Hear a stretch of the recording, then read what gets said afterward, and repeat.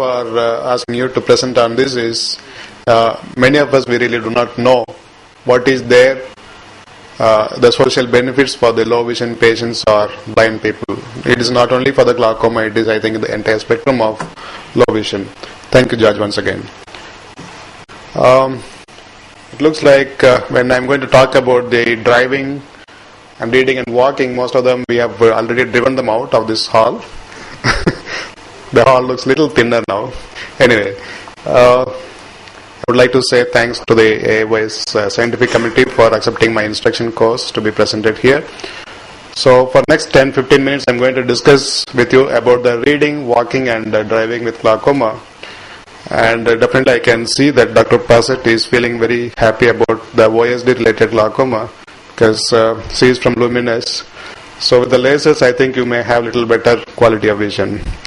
So when we are talking about the quality of vision, definitely that if some of you were there for the Ivan Goldberg's lecture just an hour or two back, so he was discussing about the same slides. This is his slides actually.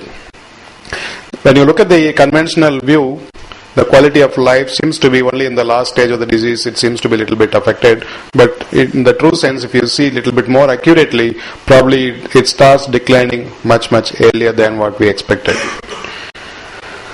So there are different ocular diseases could lead to different stages of ocular visual disability, or we can categorize into impairment, disability and handicap.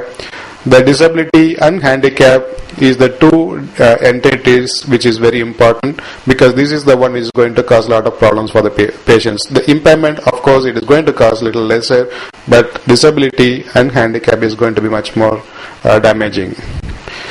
So how should we measure the disability? There are self-reports.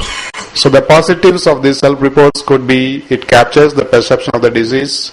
It's quite simple to perform if you have a good valid questionnaires. Maybe the only way to capture the rare events like falls.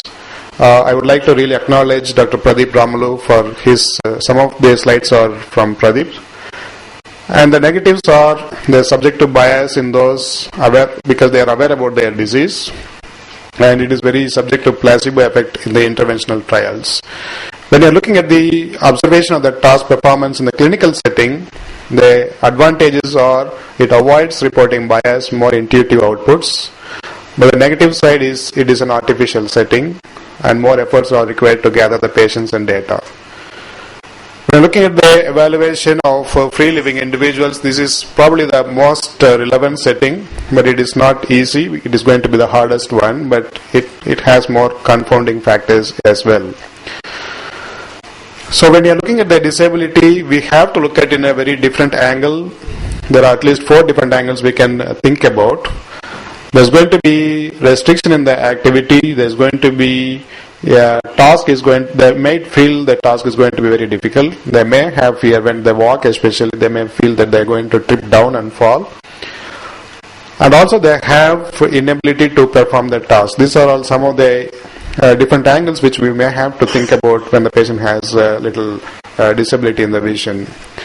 So when you're looking at the tasks, what are the tasks, common tasks which are going to be affected?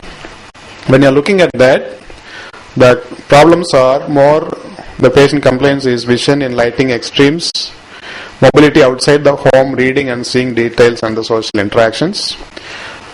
But when you're looking at the highest valued functions, these are all some of the things, almost the same, but the order is a little different. Reading and seeing, mobility, social interactions and self-care. When you look at both together, these are the highlighted ones are the most common problems, the mobility and the reading and seeing. But it may be a little different between the cultures or the different countries. It could be a little different, but majority of the time it suits well.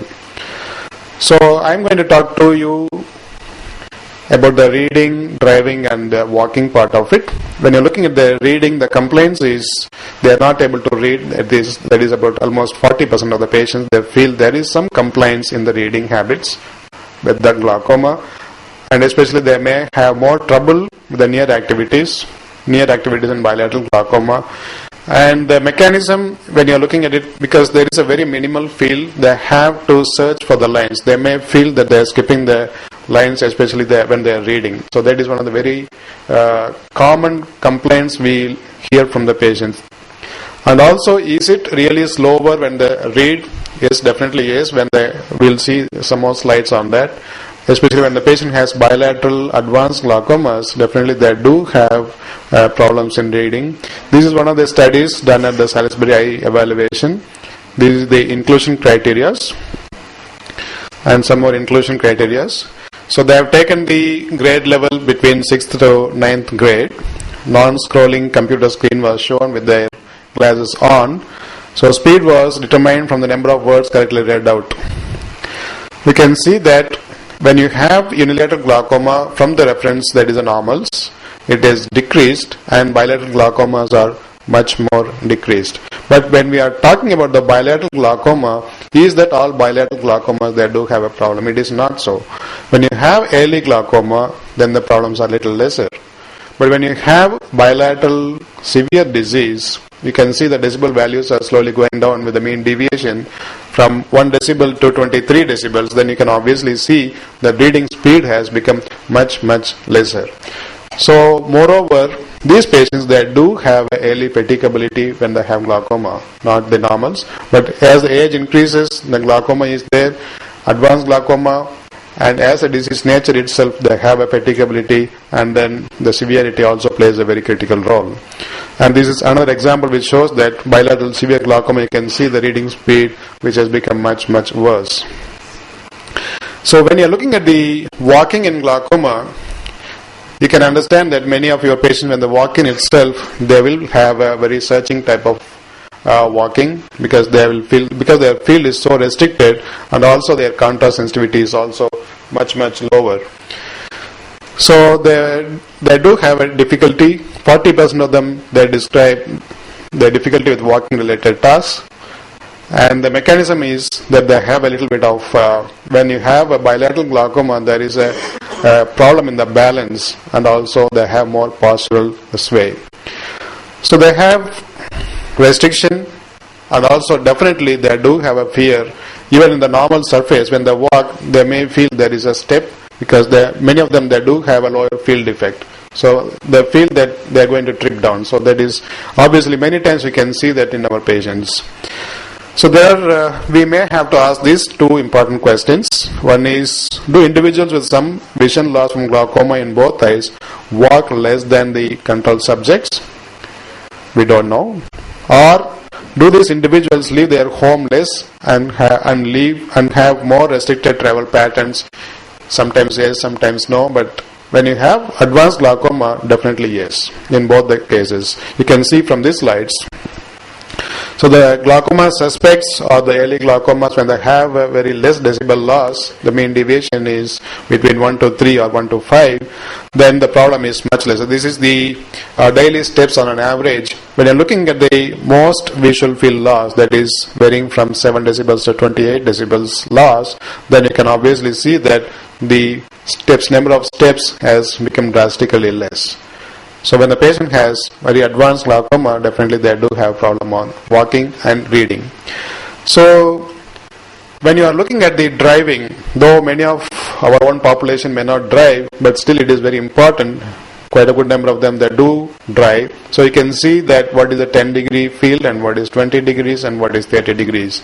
But if you want to have a very comfortable driving, it is not that you can just have only 30 degrees. But driving is little different than only glaucoma alone. So we'll look at it. This is what the fields will probably appear to be. So the general considerations when you have driving, it is a demanding activity, definitely, but we need to have two different components. One is the perception and another is the interpretation. Perception, there are two things. If you want to fix, then you need to have the central part. Then you need to have the scanning also for somebody who is coming from the side. So you need to have the peripheral scanning. So interpretation also requires there is a decision factor and there is an action. So decision is important for the reaction, and the action is important for your motor activities. That is, your hands and foot has to coordinate with your mind. So the decisive factor is it is not what the driver sees, but also how they react to what is seen. That is also very important. So there are various influencing factors. It could be the external factors, what has been mentioned here, and also there are driver-related factors. Obviously, it is going to be a little different. In a glaucoma patients, we need to look at the visual acuity and also the visual field, which is very, very important, especially the peripheral visual fields. And also the contrast sensitivity, especially when you have a very low lighting conditions. Age, experience, and other risk assessments are also very important when you have the driving. In Indian driving license, 14 years, obviously you can drive mopeds like small scooters or motor scooters, but the minimum age is 18 years. This is under the Motor Vehicles Act 1988, which is being currently practiced. In our driving license, we don't have the visual field criteria, but we have only the visual acuity criteria. So it's little different. So is that the glaucoma patients should avoid driving? It is not necessarily all the time, but in some patients, yes, definitely they may have to have some restriction or they may have to avoid driving as well. But we need to understand few facts. That is, there are some different studies which is quoted in this. The patients with glaucoma were more than 10 times more likely than the control subjects to have been at fault for collision. Also, the other study has shown that patients who had greater visual impairment were more than 4 times more likely than those with less impairment to have been involved in the self-reported at-fault collision. And also, when you have the stereopsis problem that is worse than 40 seconds per hour, some of them they do have the problem of self-reported problem of at-fault collision. So the driving with glaucoma, we cannot just ask the patient, okay, you stop driving today. It's not possible because it has its own inconvenience for the affected individual, especially in the Western country where they have to drive their own vehicle. They may have a lot of problems than in the Indian context. So there are other, the problems is like when they want to go buy their own shopping or the food they want to buy, if they have to use their vehicle, they may not be able to use. So it has to be very important. And also, considering the impact of quality of life and access to the critical activities of daily living, the recommendations for driving cessation should not be taken very lightly. Though we have all the options of using the autos and other things, taxis, but still it is important. Not everybody would like to use it, but then we have to understand the patients. And this is very important. Patients with minor binocular visual field loss but still possessing 100 degrees or more of a horizontal field, obviously they don't have much of a problem. But when they have lesser the peripheral or side vision, then they are more risk of having a at-fault collision. So this is glaucoma and driving, the results is nearly 3-fold increase in odds of driving cessation, no overall increase in driving restriction, nearly 1% of entire population had stopped driving because of glaucoma, and also about 50% with more than 9 decibels of better eye visual field loss still seems to be driving, but it has to be bilateral and then worse, then they have more problems. So there are different mechanisms and it is harder. And the mechanism is slower on-road reaction time because of the peripheral visual field is much more restricted and it is riskier. This is what we have seen now, and is it really restricted? Definitely yes. They have a very slow speeds. They may have a at-fault collision. There are quite a lot of incidences the patient will have. If you start asking them, they will definitely do tell us that they had problems with this is the other way of looking at it. Driving cessation becomes more common in bilateral glaucoma as the decibel values goes in minus values more and more. So this is the chart. As the disease progresses, mild, absolutely it's fine. When they have moderate to severe visual field loss, then all the activities, reading, walking and driving becomes more and more restricted. So the key points is to assess the value of any chosen treatment, one must consider not only the clinical parameters but also the effect of the disease and treatment on the overall well-being of the patient. Our aim in treating glaucoma patient should be to preserve vision for a lifetime. with as little inconvenience to the patient as possible. That should be our aim. Thank you so much for your patient listening.